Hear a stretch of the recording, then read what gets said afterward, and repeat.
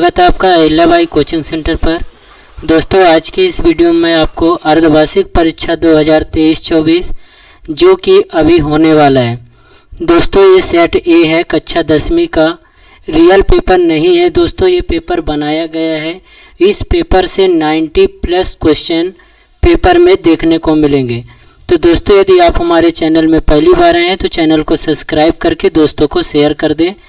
दोस्तों जो प्रश्न बार बार पूछा जाता है पेपर में उसी को लेकर के और ये पेपर तैयार किया गया है जो कि इस अर्धवार्षिक परीक्षा में देखने को मिलेगा। दोस्तों आपको समय 3 घंटा और पूर्णांक 75 मिलेगा। फिर हम निर्देश पढ़ लेते हैं दोस्तों कि सभी प्रश्न हल करना अनिवार्य है। प्रश्न क्रमांक 5 से 22 तक आंतरिक मूल विकल्प दिए गए हैं। प्रश्न क्रमांक 1 से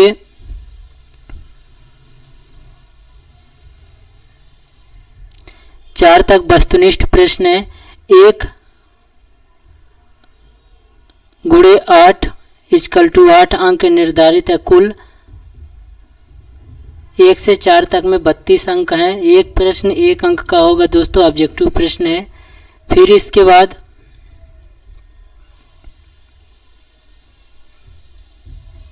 प्रत्येक प्रश्न के लिए आवंटित अंक उनके सम्मुख है। फिर प्रश्न क्रमांक 5 से 14 तक प्रत्येक प्रश्न का उत्तर 30 शब्दों में लिखना, 15 से 18 75 शब्दों में और 19 से 22 120 शब्दों में। दोस्तों 7वां निर्देश है, जहां आवश्यक हो वहां स्वच्छ नामांकित चित्र बनाना है। और पहला नंबर है दोस्तों, लौह चूर्ण पर तनु हाइड्रोक्लोरिक अम्ल डालने से क्या होता है।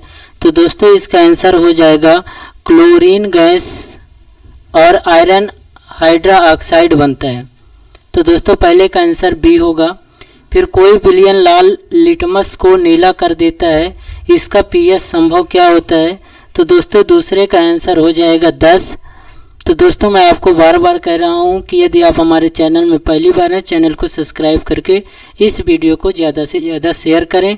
इस बार के पेपर में 90+ इसी पेपर से क्वेश्चन आने वाला है। फिर दोस्तों तीसरा नंबर है, नंबर मिस्टेक है, निम्नलिखित में से सर्वाधिक क्रियाशील धातु है।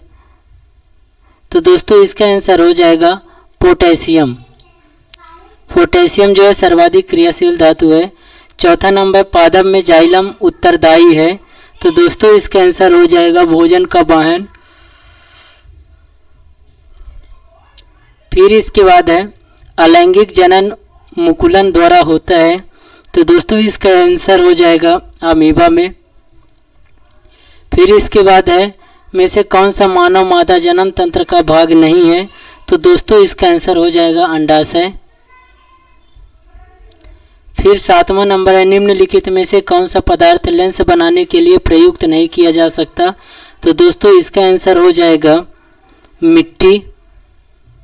बाकी लेंस बनाने के लिए जल का भी प्रयोग किया जाता, कांच का और प्लास्टिक का, मिट्टी का प्रयोग नहीं किया जा सकता। तो दोस्तों राइट आंसर है द। फिर 8वां है कि मानव नेत्र के जिस भाग पर किसी वस्तु का प्रतिबिंब बनाते हैं वह है। तो दोस्तों इसका आंसर हो जाएगा दृष्टिपटल। इसका आंसर द नंबर होगा। फिर रिक्त स्थान की पूर्ति कीजिए। तो दोस्तों रिक्त स्थान की पूर्ति कीजिए। अभिक्रिया में एकल पदार्थ वियोजित होकर 2 या 2 से अधिक पदार्थ देता है। तो दोस्तों इसका आंसर हो जाएगा वियोजन। पहले में हो जाएगा वियोजन।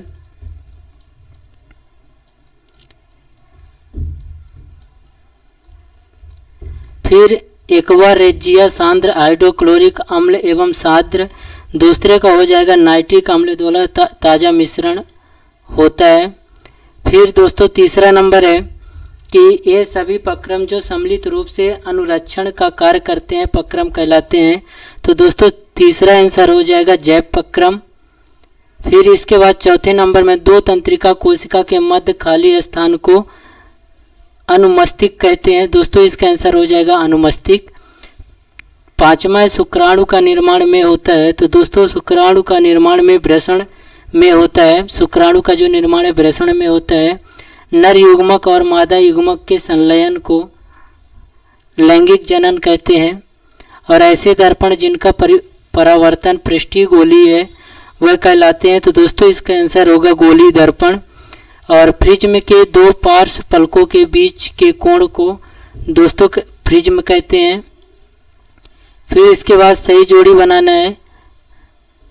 तो दोस्तों सही जोड़ी बनाना है तो पहले का आंसर साधारण नमक, साधारण नमक का जो सही जोड़ी बनाएंगे दोस्तों तो यहाँ जे नंबर में NaCl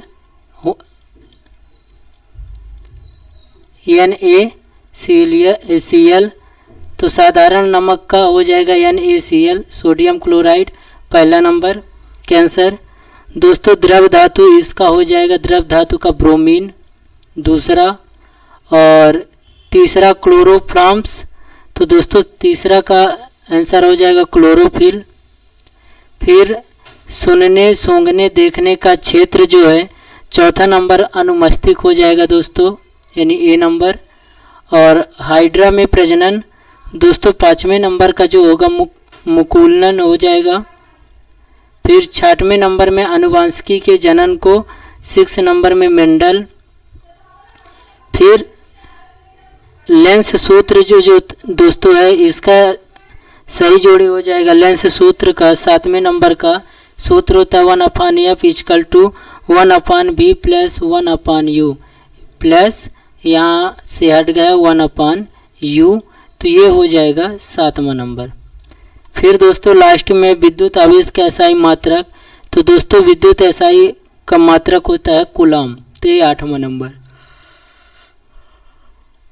दोस्तों मैं उम्मीद करता हूँ कि यह आपको अच्छे से समझ में आया होगा। अब एक वाक्य में उत्तर देना है। धोने के सोडे का सूत्र लिखिए। तो दोस्तों धोने के सोडे का सूत्र जो होता है वो होता है Na2CO3। ऐसी धातु का उदाहरण दीजिए जो कमरे के ताप पर द्रव होती है। तो दोस्तों ZnO। मानव मस्तिष्क के कितने भाग होते हैं? तो दोस्तों मानव मस्तिष्क के कितने भाग होते हैं? तो 3। और किस यंत्र में रक्त दाब नापा जाता है? तो स्फेग्नोमैनोमीटर। फिर मानव मस्तिष्क के कितने भाग होते हैं? 3। और मनुष्य के DNA का पूरा नाम डीऑक्सीरिबोस न्यूक्लिक एसिड। मनुष्य में कितने गुणसूत्र पाए जाते हैं दोस्तों? तो 46। श्वेत प्रकाश में कितने रंग होते हैं लिखिए। तो श्वेत प्रकाश में 7 रंग होते हैं दोस्तों। फिर विद्युत विभवांतर का एसआई मात्रक तो विद्युत विभवांतर का एसआई मात्रक वोल्ट होता है दोस्तों। फिर इसके बाद 5वां क्वेश्चन है वायु में जलने से पहले मैग्नीशियम रिबन को साफ क्यों किया जाता है जलाने से पहले? और विकृत गंधिका किसे कहते हैं? दोस्तों 6वां नंबर में पीतल एवं तांबे के बर्तनों में दही एवं खट्टे पदार्थ क्यों नहीं रखने चाहिए? अम्ल का जलीय विलयन विद्युत का चालन क्यों करता है? 7वें नंबर में सोडियम को कैरोसिन में डुबाकर क्यों रखा जाता है? और अथवा में धातु एवं अधातु में कोई 2 अंतर लिखिए। और 8वां नंबर है स्वपोषी पोषण किसे कहते हैं? अथवा में दोस्तों हमारे शरीर में हीमोग्लोबिन की कमी के क्या परिणाम हो सकते हैं? 9वां नंबर है जाइलम और फ्लोएम में अंतर। और अथवा में है वायवीय एवं अवायवीय श्वसन में अंतर लिखिए कोई 2। और 10वां है परागण किसे कहते हैं? मानव में वृषण के क्या कार्य हैं?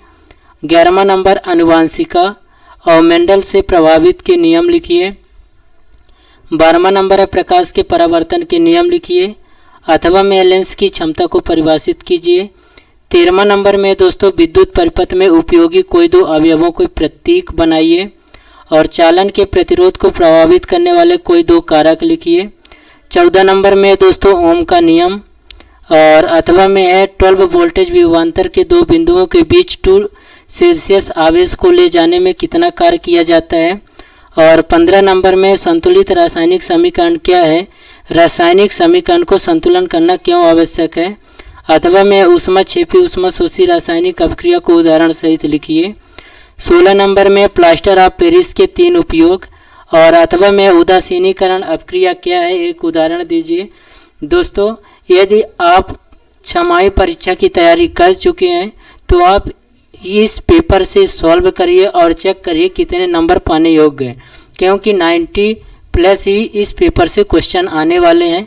तो इस पेपर को आप इतना शेयर करो कि हमारा मनोबल और बढ़े। हम सभी विषय का अर्धवार्षिक परीक्षा का पेपर बनाकर हम अपलोड करेंगे। 7वां नंबर में है पुष्प के अनुदैर्ध्य काट का नामांकित चित्र, और अथवा में अमीबा के द्विखंडन का चित्र बनाइए। और 18 नंबर में तारे क्यों टिमटिमाते हैं, अथवा में किसी अंतरिक्ष यात्री को प्रकाश नीले की अपेक्षा काला क्यों प्रतीत होता है। 19वें नंबर में अम्ल एवं क्षार में कोई 4 अंतर, और अथवा में विरंजक चूर्ण का रासायनिक नाम, सूत्र और 2 उपयोग लिखिए।